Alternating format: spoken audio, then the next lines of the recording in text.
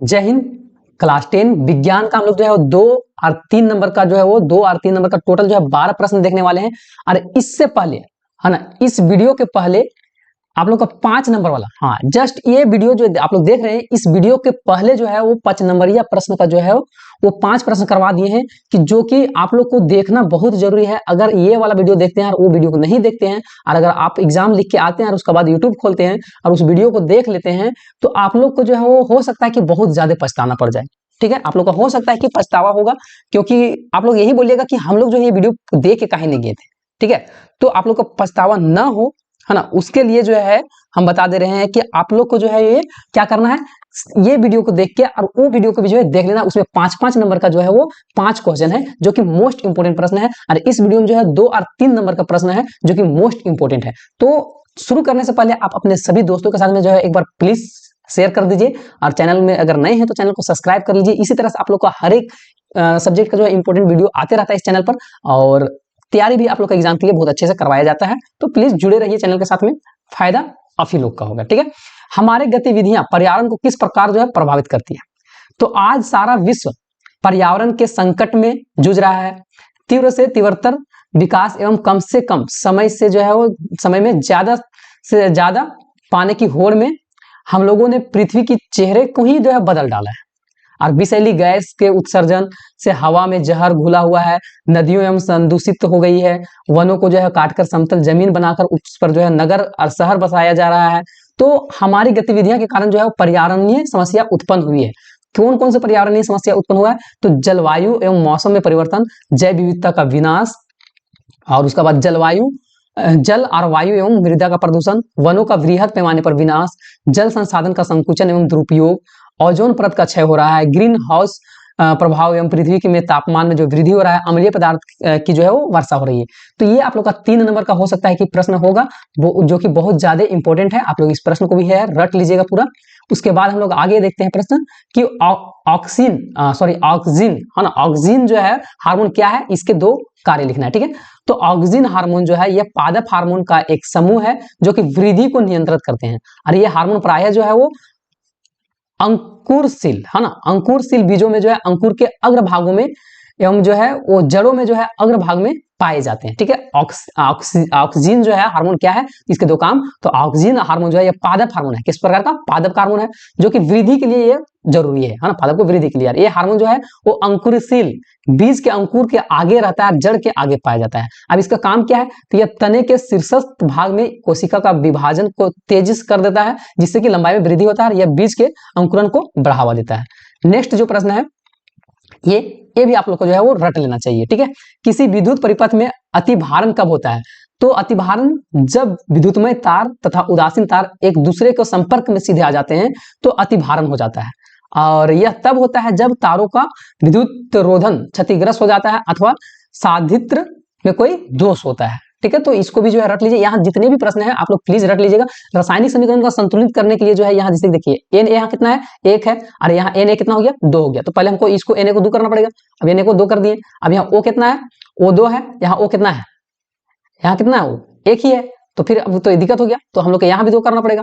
ठीक है, अब ये हो गया। लेकिन क्या हो गया कि यहाँ हम लोग 2 किए ऑक्सीजन को, तो एन ए यहाँ कितना हो गया, 4 हो गया। तो हम लोग को यहाँ फिर क्या करना पड़ेगा, 4 करना पड़ेगा। ठीक है, तो 4 एन ए यहाँ हो गया, 2 है ना, 2 और 2 4 एन ए यहाँ हो गया, और ऑक्सीजन यहाँ 2 है, ऑक्सीजन भी यहाँ 2 है। बोलिएगा यहाँ ऑक्सीजन 2 कैसे है, यहाँ आगे 2 बैठाए ना, तो ये इसके लिए भी है। तो ये जो है आप लोगों को इस तरह से समीकरण का संतुलित करना है। ये जो है ये नंबर इंपॉर्टेंट है, और एक बार और भी देख लीजिएगा, आप लोग सीख लीजिएगा ना कि समीकरण का जो है संतुलित कैसे किया जाता है। ठीक है, अब नेक्स्ट आता है कि प्लास्टर ऑफ पेरिस किस प्रकार बनाया जाता है, इसके 3 उपयोग लिखना है। ठीक है, तो जिप्सम को जो है वो 373 केल्विन पर गर्म करने पर जल के अणुओं को त्याग कर कैल्शियम सल्फेट अर्ध हाइड्रेट मतलब हेमी हाइड्रेट जो है वो बनता है, और जिसे कि हम लोग प्लास्टर ऑफ पेरिस बोलते हैं। इस प्रश्न को भी जो है आप लोग प्लीज रट लीजिएगा। और ये सभी प्रश्न जो है हैशटैग का वीडियो में बताया गया है, हैशटैग 1 से लेकर 5 तक के वीडियो में बताया गया है। और अलग से यहाँ बताने का कारण ये है कि आप लोग जो है अब समय लगभग जो है 2 से 3 घंटा आप लोग के पास बचा हुआ है। ठीक है, तो आप लोग इतने कम समय में जो है वो कुछ प्रश्न को रट लें तो ज्यादा अच्छा रहेगा। और हैशटैग 1 से 5 तक की वीडियो में ये सब प्रश्न को बताया गया है, प्लीज आप लोग जो है वहां से देख लीजिएगा ऑब्जेक्टिव के लिए भी।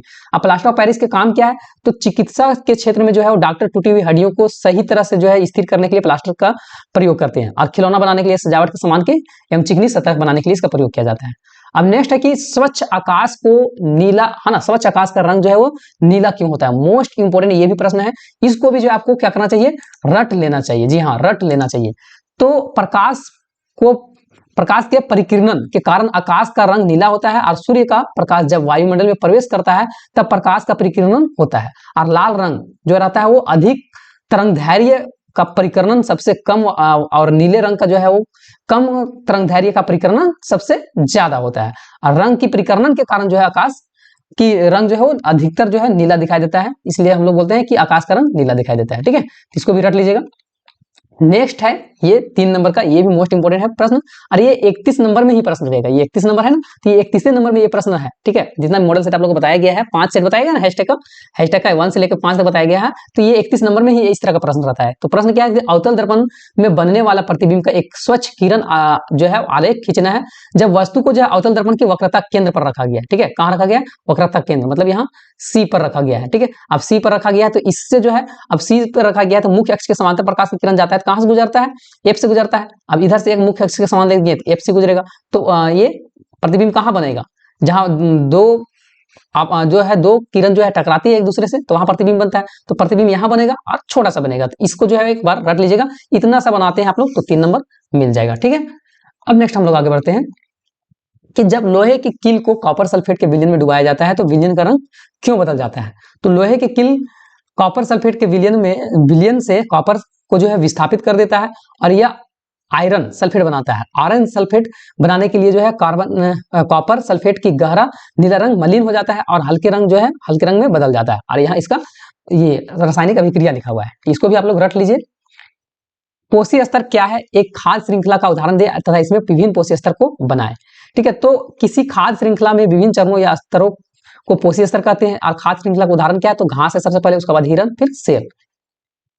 अब नेक्स्ट है कि इस खाद्य श्रृंखला में विभिन्न पोषी स्तर के निम्नांकित है, जो कि प्रथम पोषी स्तर में घास या उत्पादक कहलाता है, द्वितीय पोषी स्तर में हिरन या प्रथम उपभोक्ता एवं इसको शाकाहारी बोलते हैं, और तृतीय पोषी स्तर में जो है सेब जो कि उच्च मांसाहारी है। नेक्स्ट जो है निकट दृष्टि दोष, ये शायद 3 नंबर का, इसको भी आप लोग रट लीजिएगा। निकट दृष्टि दोष एवं दीर्घ दृष्टि दोष में क्या अंतर है। तो निकट दृष्टि दोष क्या होता है, तो यह लेंस की फोकस दूरी, है ना, ये कब होता है, तो नेत्र की लेंस की फोकस दूरी कम हो जाता है तब। और दीर्घ दृष्टि दोष कब होता है, तो नेत्र लेंस की फोकस दूरी अधिक हो जाता है। इस दोष के कारण प्रतिबिंब रेटिना के आगे बनता है निकट दृष्टि दोष में, और इस दोष के कारण जो है प्रतिबिंब रेटिना के पीछे बनता है। और इस दोष को अवतल लेंस से दूर किया जा सकता है, और इस लेंस को जो है, इस दोष का जो है वो उत्तल लेंस के द्वारा जो हम लोग दूर कर पाएंगे, दीर्घ दृष्टि दोष। ठीक है, अब नेक्स्ट जो है वो रखने वाला है आप लोग का इसको। अम्ल क्या है, अम्ल के विलयन को जो है तनुकृत करते समय हाइड्रोनियम आयन H3O+ की सांद्रता कैसे प्रभावित होता है। तो सबसे पहले आप लोग इसको रख लीजिए, अम्ल क्या है। तो अम्ल वह पदार्थ है जो कि जल में घुलकर H+ है ना, H+ आयन को देता है, और ये नीले लिटमस पत्र को जो है वो लाल कर देता है। तो ये इंपॉर्टेंट है।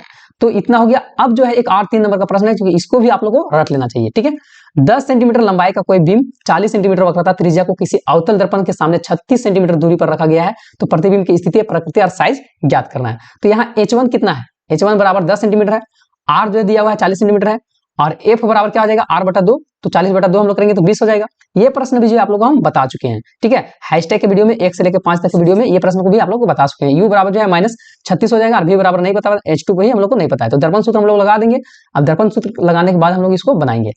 दर्पण सूत्र क्या आता है, 1/V + 1/U बराबर 1/F। ठीक है, अब इसमें हम लोग V के मान बैठाएंगे, हाँ, V वाला को एक अलग छोड़ देना है, क्योंकि इसको हमको मान ज्ञात करना है ना। अब यहाँ 1/F इधर बराबर किधर था, तो सेम उसी तरह उतार दिए। अब 1/U ये प्लस में था, इधर आके माइनस में हो गया। अब जो आप लोग का यहाँ ऊपर में मान लिखा हुआ था उसको बैठा दीजिए, V को जोड़ निकाल दीजिए। ठीक है, तो V बराबर 45 सेंटीमीटर हो जाएगा। अब H2 बराबर हम लोग क्या करेंगे, तो -V/U गुने H1।